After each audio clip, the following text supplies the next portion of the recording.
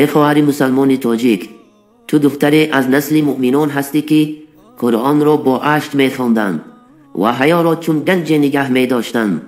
امروز چی شد که به حجاب زینت شد؟ چی شد که شرم ضعیفی شمرده بشد؟ یادت هست مادر و مادر بزرگت با چی غیرت چادر می پوشیدند؟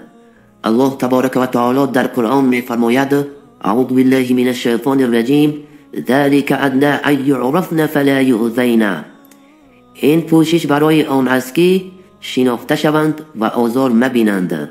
خواهرم، حجاب تو مرز بین کرامت و گمراهی است.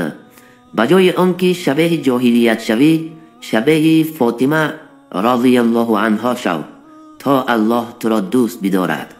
چرا ما بر گناه اصرار داریم؟ نمیدانم چرا. استغفرالله، خدایا رهنمایی کن تو ما را. چه ها کردیم چه ها، استغفرالله، چه ها کردیم چه ها، استغفرالله. شدیم آغشته با فرهنگ غربی و سنت را رها، استغفرالله. نبارد قطره باران خدایا سبب اعمال ما، استغفرالله. نداریم با کم خود ما قناعت، طعام ما ربا از سخنها نماد عهد و وفا، استغفرالله. شده غیبت به هر مجلس چه شیری، که این هم شد غذا، استغفرالله، که این هم شد غذا، استغفرالله.